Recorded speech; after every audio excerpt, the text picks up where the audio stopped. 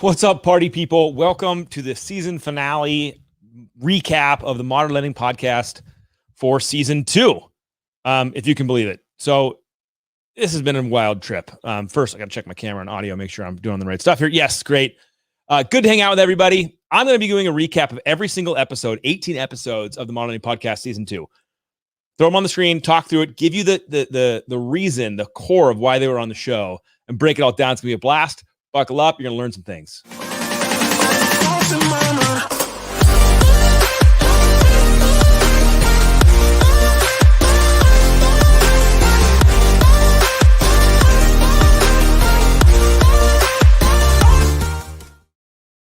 All right, if you're joining late in the future, hit it up with a hashtag bypassed on the comments. And if you're joining now, just say hi. Like, seriously, don't be weird. Just hang out. We're here together for a few minutes as we go through a recap of season 2. Man, season 2 was a very fun episode or season for me, mainly because I tricked everybody. I tricked y'all, and we literally went through almost every single chapter of my book, Bypassed, which is super fun for me, but really fun through the eyes of my guests, bringing on people to talk about their experience in these subcategories of the book. Really deepened the whole thing for me. I learned a ton out of it, and I want to share some of the highlights as we go through this because I want you to go back and either listen and get some value out of it, or just enjoy the brainchild of these genius guests that were on the show and talking about real talk. So first, let's just dive right in. Chelsea Pites was my first guest. And one of the things that how I oriented this is you're going to notice that she fell into the personal brand category of the book. Personal branding is undeniably the foundation of any success in sales at this point going forward. I mean, it's undeniable. If you think that personal branding doesn't matter, you're lost it. It matters. We love brands. We love brands. If I say the word Nike or Amazon or Blockbuster, a lot of people are like, oh, I like that. Yeah, because we like brands. They bring their experience. They're an emotional attachment for us. But when you try to make them personal or try to bring you up as the brand, it gets hard to understand. And so I brought Chelsea on. We talked for an hour. And one of the things that she does, and if you don't follow her on social media, she's a great example of an organic, natural human who has become a brand or has built a reputation. And she just breaks it down. She's authentically funny. She's charismatic. She showcases her life behind the scenes, and it has absolutely catapulted herself and her career. And I really stood her up as the first example of what is the power of this thing we call a personal brand. And she exemplifies it. When you listen to her episode of the podcast, you're going to find that she is adorably delightful, super, super smart, and really intentional when it comes to social media. Because social media is a combination, in her eyes, if you go back and listen to the episode, a combination of your real authentic nature, some fun and humor, which for her is part of her personality, and just showcasing what she does as a human in the industry, in the world. And so I encourage you guys, if you want to back and understand, the first episode was with Chelsea, and it was really designed about how do we demystify what this is and this brand thing. Next, we've gone on Raquel Boras, and Raquel really is a delight because she is unabashedly herself. And so when you go back and listen to this, one of the things we're trying to pull out of this episode to explain more about personal brand is that it's a person. So let me give you an example, and then we'll tie this back into this episode. I'll ask people all the time, hey, what do you want your personal brand to be known as? And I'll hear words like, well, I want professional or knowledgeable or an educator or caring or responsible. And I go, yeah, that's what a lot of people say. In fact, that's what almost everyone says. If I ask a loan officer today, what do you want your brand to be? Do you want to be knowledgeable? They're like, oh, yes, I want to be known as knowledgeable. Well, do you want to be known as professional? Oh, yes, absolutely professional. What they're missing in all of this explanation and breakdown is the fact that your brand equals you. You are uniquely distinct and amazing, and that is what separates you from your competition. Not your customer service. I hate to say that to you, but guess what? Do you know a loan officer in the world that says they have crappy customer service? Do you know a loan officer out there that walks into a realtor partner and says, well, I don't know if I can close on time. I don't know if I'll do my best. No, you do not. So what's the differentiator? What's the separator? It's the first word of this whole thing right here. It's you. And she really does a great job of breaking that down, talking about it, sharing her life story, sharing what she's passionate about. And I'm just would encourage you guys to go back and experience this in episode 2. Now, you can't talk about brand without bringing in the man, the boss, the legend, Josh Pitts. And so one of the things that, as we got through Chelsea and Raquel talking about what is this thing called personal brand, Josh's whole episode was, how do you build it? Like, okay, I get it. I'm the brand. What does that mean, though? How do I make it so? I like to use the word headspace. How do I create headspace in the minds of the people I want to influence, the past customers that I want to remember me, the realtor partners that I want to refer to me, all of the above. And Josh has done a tremendous job over his career building up the Shred Show and his own personal brand. And so we really started to unpack this as, what does it mean to build a personal brand? How do you do it? Give me some tactics. Give me some play-by-plays. And I'll also give you a little bit of a pro tip on this. You can go watch the whole episode. You'll enjoy it. Josh is amazing. We'll throw links down later into all of these episodes. And that's really for you, Mikey. Sorry. Links to all the episodes. Tag everybody, drop links. But here's what I love about Josh is you can actually just watch him live this out. See, I love practitioners, people who aren't afraid to say things the way they are, but then also to do that with their actions. And Josh is somebody who lives that out loud. And so if you just follow him specifically, you can just find out how to build a personal brand because he's doing it every single day. Yeah, pro tip. It takes time and intentional and an effort over time. Weird. And our last guy that we brought in for personal brand was the master himself, Steve Sims. And really, so we talked about what it is. We talked about how to build it. And it was Steve, I brought him on to talk about what matters the most in it. And see, one of the things I love about Steve is he's unapologetically a badass. And I literally feel like he just has this incredible space of courage to just say whatever thinks he needs to say.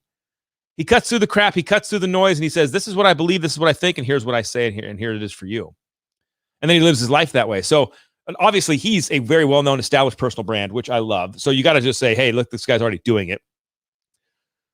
But then he really breaks down a lot of what matters most. Is it your humor? Is it being funny? Is it your message, your content? What is it? What matters in building a personal brand, in the personal brand? And so, huge shout out to Steve. By the way, as a side note, for anyone listening, Steve's somebody, all these four people have been people that I've been watching and following and listening to understand this whole game myself. Because if there's one thing I am very solidly rooted in, is that I don't know anything. I'm on the journey to figure this whole thing out myself. And in the process of that on the podcast, I got to bring these amazing guests on to really kind of unpack what it all means. And so Steve was incredibly fun. Now, after personal branding, which to me is the foundation of any future success for anybody in sales, we had to go up a level and talk about, okay, well, outside of branding, what else is there to discuss? And one of the things that comes up next is naturally digital marketing. I see origination verticals as there's multiple. Let me say this another way because I just stumbled over my words, but we're live. So hello.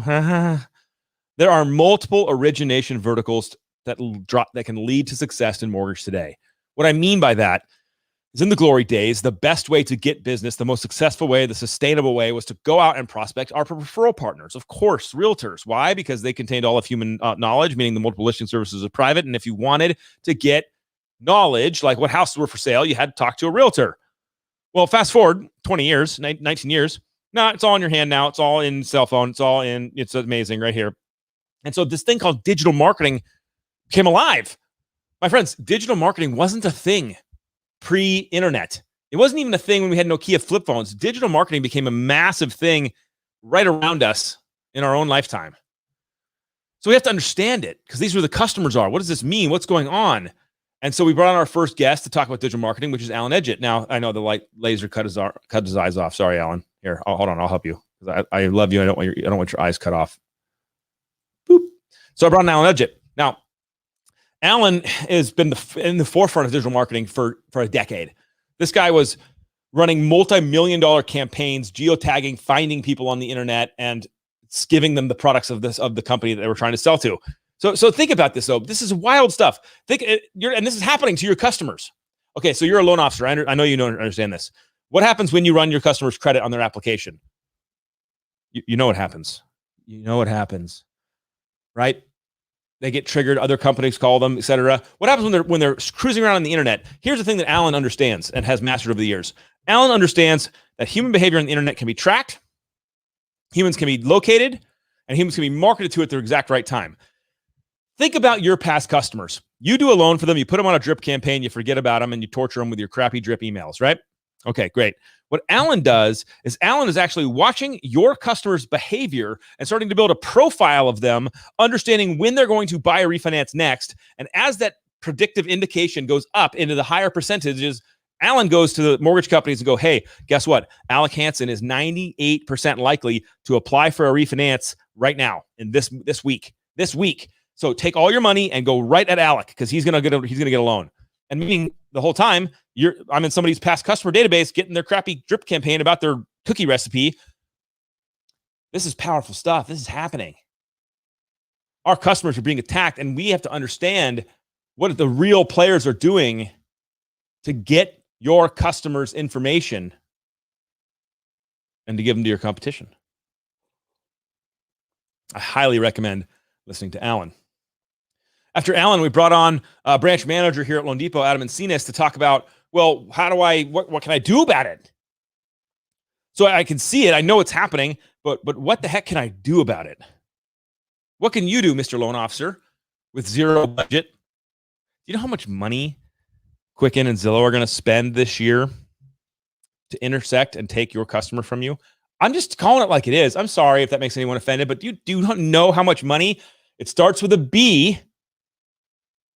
That's insane. But you actually can do something about it, something incredible. And Adam is on the tip of the spear here at Loan Depot and one of the people leading it. So I brought him on and say, hey, let's talk about it. How can we play? What can we do to stay at the top of the sales cycle? My friends, if I could put a funnel on the screen right now, I would do it. Hold on.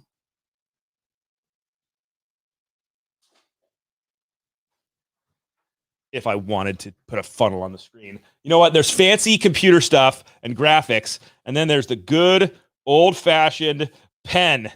Funnel on the screen now. There's my funnel. Look. Back in the day, the realtor right there was the top of the funnel. Top of the funnel. Because the realtor had access to all of the knowledge. It was private. It was locked down, so they could access it, and they controlled information. And when you control information and knowledge, you have power. Well, now the funnel got bigger.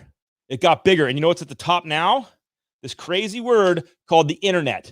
Realtors are down here. Internet's up here. And in this entire space right now, in that entire space, you're not playing. Sorry if that was aggressive, and maybe you are playing. The majority of local mortgage professionals are not playing. We don't have the wherewithal, the capital. We don't know. Well, when you talk to guys like Alan, you talk to guys like Adam, you can figure it out. These episodes are full of hope, not only in knowledge and engaging you to prepare for what's happening, but also to equip you to go out and add it as an origination vertical into your strategies too.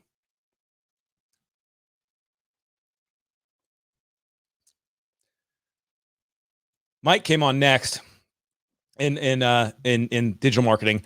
And what I love about Mike and his company, Drenaya, and everything he's doing is this is another company that is literally out to take your lunch and give it to someone else. Not in a malicious way. They don't care. It's not personal. But this is another company that has the unbelievable power to build a machine, an algorithm that can predict the behavior of your customer. Can you imagine how powerful that would be? Can you imagine you as the local pro, if you got a notification that your customer just amassed this much extra debt, that your past customer just went out and bought this solar system for their home, that your customer just went out and did a full mini remodel on their kitchen? Like, can you imagine being armed with that information in real time? Can you imagine knowing that your customer is being relocated with their job to another state? The actionable power of this data is what companies like Drenaya and what Mike is leading are doing. And the whole time, our loan officers, retail people, are just cruising around, setting a drip campaign. Holy crap, this is incredible what's going on right underneath us. So we got to have Mike on to talk about that, to educate us, the local pro, to figure out what's going on. What is our competition doing? This is incredibly powerful. By the way, I see you popping in and no one's saying hi yet. Curse you. Not really. I like you for saying hi, but just say hi. Hello. It's polite. All right. Goodbye, Mike. After this now, after digital marketing, we came back down. And this is the way I see it in my weird brain. You got the foundation, the earth of everything is the brand that you're building every day. This reputation, this online reputation for your customers and your future customers and prospects and realtors. And then you got this digital marketing strategy up in the clouds, like literally the cloud. You get it, like in the clouds. I don't know. That's a bad joke. But you got this online social place where everyone's hanging out and you got digital marketing strategies here. See, Spencer said hi. What's up, my dude? So now you have another vertical, right? Besides brand and digital, you have another vertical, and that's local marketing. The fact that you literally are physically in a community. Do you not see the absolute power that exists in the fact that you can be physically present in the community with your customers where every single other online lender can never play? They can't play. They're not there. They're not at the churches and the soccer fields with your kids and the beaches and the parks and the hikes and the rec leagues and the softball teams. They're not there at your churches and your gyms. They're not there. But you are. You're there. The first episode of this was with my buddy, Sean Yahara, another great manager for us out in Vegas. And one of the things that Sean is doing, and this is the first episode going into local marketing, so we pulled it down. Sean's created an incredible YouTube platform showcasing his local community. Seriously, he is cruising around, showcasing his local community and displaying it on YouTube, and of course to all his customers and prospects and everybody else in his neck of the woods. This is super smart. It's taking the virtual and making it physical. Because guess what? The loan officer at XYZ call center can't be in Las Vegas, Nevada, where Sean is, can't be in Henderson driving around, showcasing new builds, new communities, restaurants, and it's absolutely blown up and changed his whole career. It has 100%. Sean now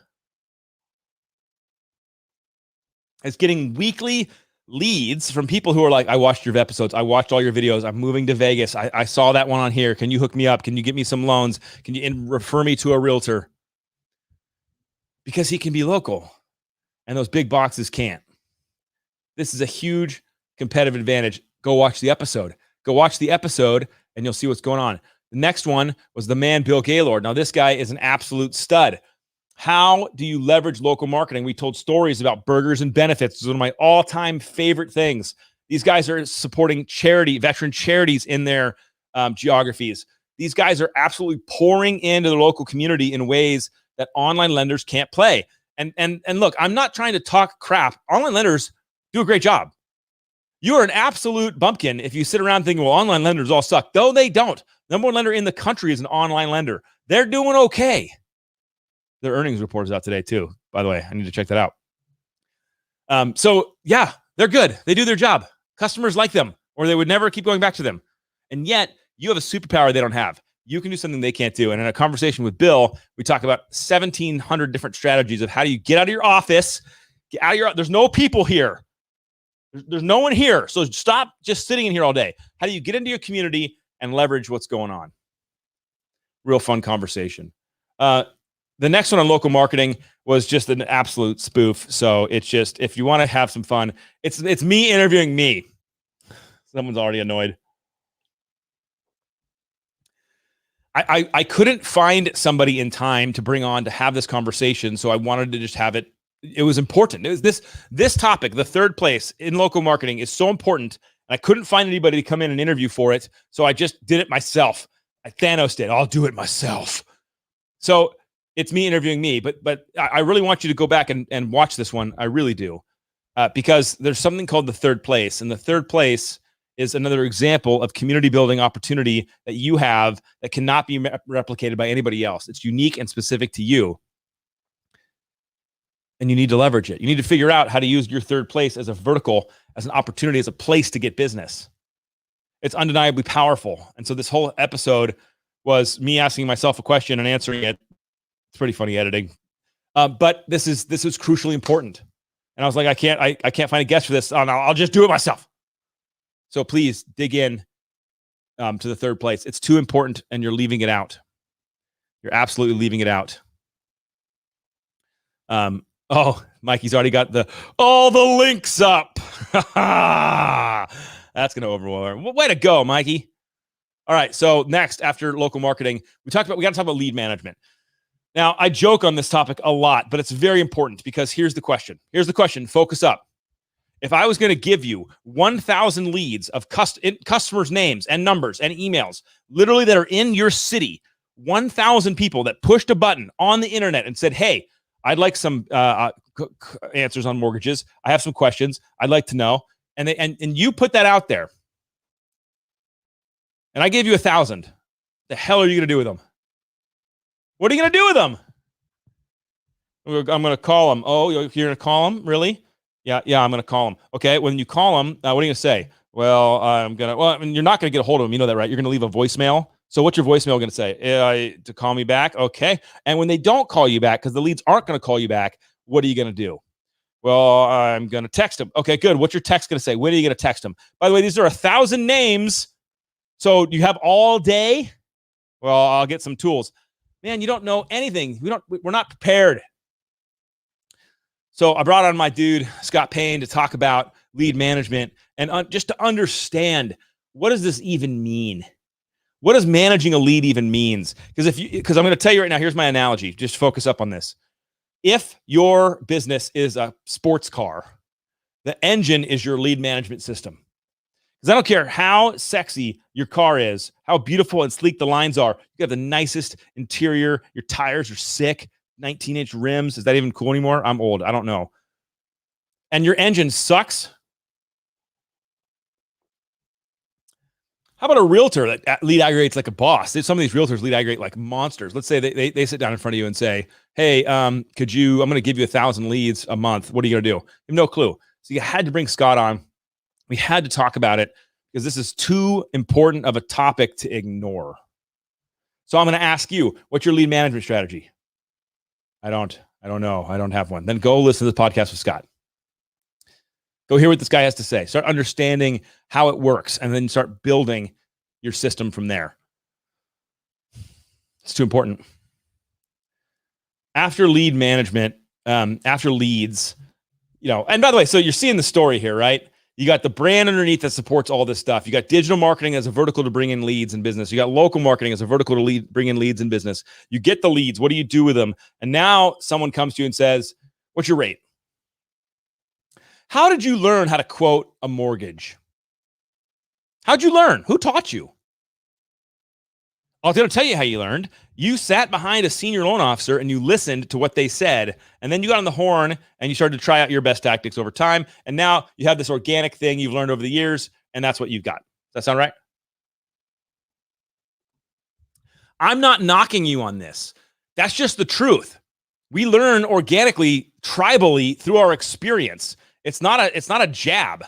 That's just how it goes. So is it doing what you want it to do? That's a fair question, right? Is it doing what you want it to do? Are you out converting people? How's it going? And of course, we had to bring on none other than the master Barry Habib to talk about it. What are the current objections everyone's saying? How are you replying? Is it an effective reply? Do you even know your conversion numbers when it comes to quoting a customer? How many times, at what percentage do you quote a customer? Do they apply with you? Do they go forward? You're my guy. How many do you lose versus how many do you win? Do you know? And I know that got aggressive, and I'm sorry, but it's okay if you don't know, as long as you're willing to say, I should know. It's okay if you don't know, as long as you're willing to say, I should know, and you're going to put the time into it. So with Barry, we jumped in and we talked about it. Should you buy now? Should I wait? The housing market's crazy. It's hard to get an offer. What's the cost of waiting? How are you consulting your customers? Because if you're starting off with what's your rate and you give them a number, would we agree that's not smart? Would we agree that that's not how to do it? So how do you do it? And this episode is full of insight and depth because Barry is a genius. Now, we can't continue to talk about consulting and quoting without bringing on the guy who has effectively changed the industry with how to consult and quote people, which is Dave Savage. And if you're not familiar with the total cost analysis and mortgage coach, you probably aren't yet a very great loan officer. I know, I said it. The other thing that I love about Dave is Dave has put himself right in the middle of the mortgage industry ecosystem. He's literally like at the jetty where all the water's flowing by, and he just picks up, gleans, and gathers some of the best practices from some of the best originators ever all day long. I mean, he does this wonderful thing, and you should just YouTube this and write it down, called Scriptapalooza. It's hysterical. The name at first rubbed me the wrong way, but now I'm like, yeah, I love it. And he literally brings some of the best loan officers in the industry today, and they give you their scripts. They give you their consultation process and their quoting process. You got to pay attention to this. How you treat a customer. For example, I was just on a podcast this morning. A guy had me on. Ian, shout out to you, brother. That was fun. And one of the things he said, we were talking about, was just the amount of rate quoting people out there. And I said, you want to know what the boss move of all time is? The boss move of all time is for someone says, you say, what's your rate? And you say, hey, hold up. I have all the rates. I want to quote you the best rate for you, but I've got to ask you some questions first. Number one, you have to decide if I'm the right professional for you, and I have to decide if you're the right customer for me. And we got to go through a series of stuff before I introduce you to what rates I have available. And oh my gosh, the courage to say something like that to a customer is insane. You just took control. And by the way, your customer wants you to be in control. You're supposed to be the boss. You're supposed to be navigating through them one of the hardest financial transactions of their life. And you're just going to respond with, yeah, here's my rate. No, take control. Have the courage. And you're going to hear a ton of how Dave unpacks that on his episode. Now I went real life practitioner. So, obviously Barry and Dave aren't writing loans today, but that doesn't mean they're not geniuses and they have a lot to offer. But I was like, okay, well, let's bring on somebody that is writing loans today. Let's bring on somebody who's in the trenches every day dealing with these customers. And what is Sam Hansen, who leads one of the best teams in the industry, along with Bill Gaylord, by the way, if you notice, he was on a previous one. These guys both are co-leaders of one of the best branches in the country. So what do they do? In the dirt, in the meat, when someone's like, oh, I don't like your rate, what are they doing every day? I love thought leaders. I do. I love Barry. I love Dave, but I love practitioners too. I love to sit down with Sam and said, okay, break it down. How are you dealing with the stuff today? And so if you're a loan officer today and you're looking for what are some of the best saying to their customers, you look no further than the episode with Sam Hansen, and you'll absolutely change your perspective. Now, as we move away from consulting and quoting, we move into one of my most favorite topics of all time. And that is the customer experience. So I want to go a little bit deeper on this for 1 second. I'm going to show it, customer experience. And I brought on Devin, and we're going to talk about this in a minute, but I gotta explain something to everybody here, and you got to hear me on this. When I say customer experience, okay, it's not the loan process. Yes, that's part of the customer's experience. But you want to know that the real depth is not just the loan process. The real depth of the customer's experience is the experience they're having of you before they've applied to the loan and the experience they're having with you after you close their loan. It's the whole gamut, my friends. It's not this moment in time of app to fund. That's not the deal. It is the entire gamut.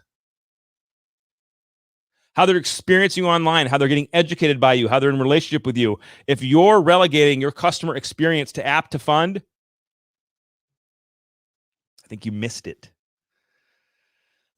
So Devin is a friend of mine and somebody who has, in my opinion, does a masterful job of managing experiences.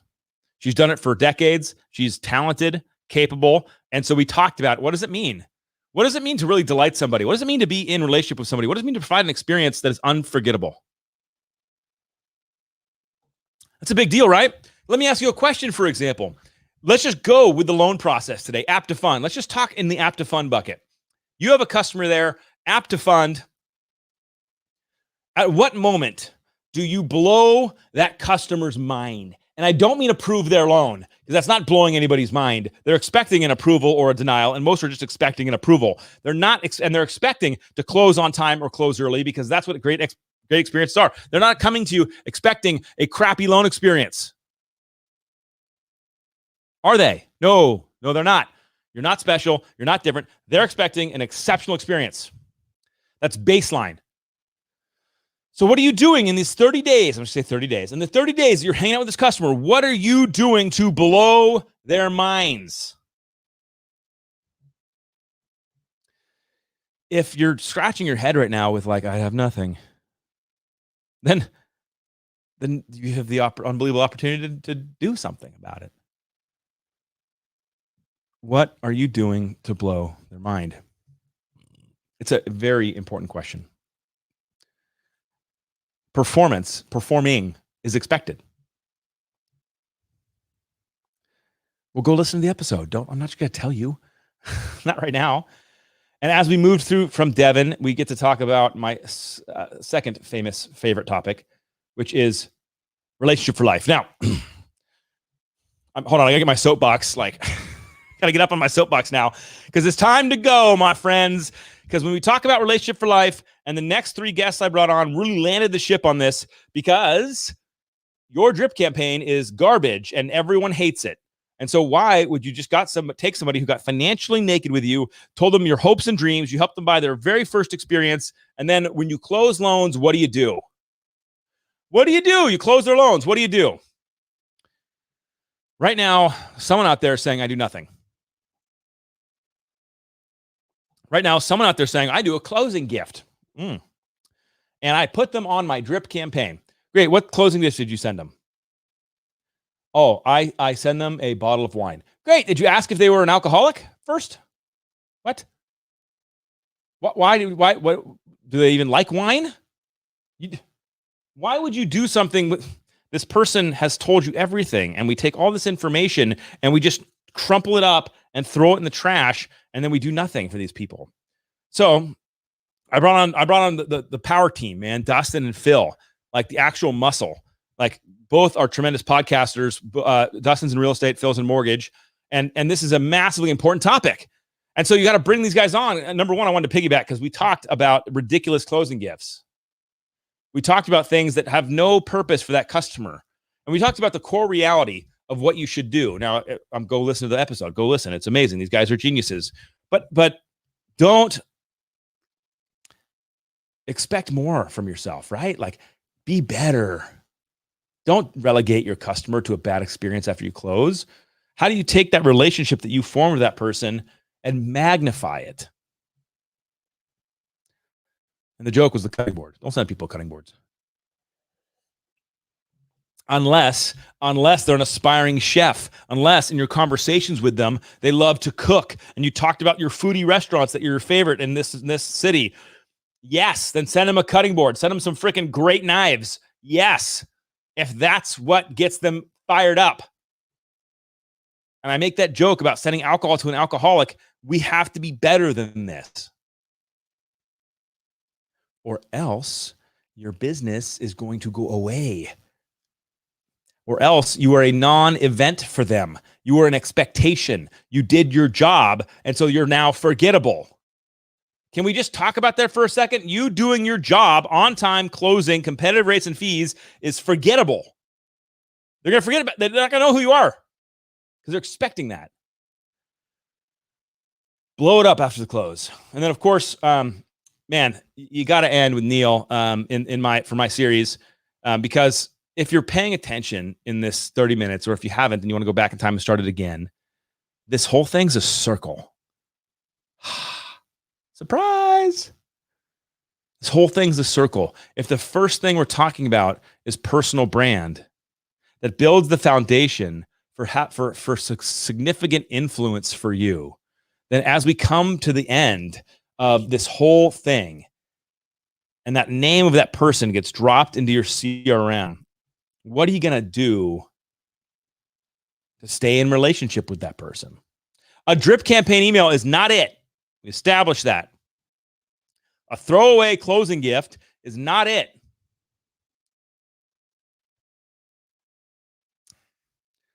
What Neil does here is what he always does. He's just an incredibly brilliant-minded person. And he talks about, and I ask him, how is social media effectively a CRM now? And it's a great conversation. Go listen to it. Neil drops pearls. But the reality is that you and those customers' lives have continued on after you were in them for 30 days. They're on, they're moving on, they're moving into their house, they're moving on from you. And so how do you stay relevant and connected to them? I'm not going to give you the whole episode. Go watch it. It's incredible but Neil unpacks the whole thing. But I will tell you this, it involves being with them in the rest of their life. Frog in my throat. How about hanging on social and commenting on their stuff, engaging with their stuff, being with them presently?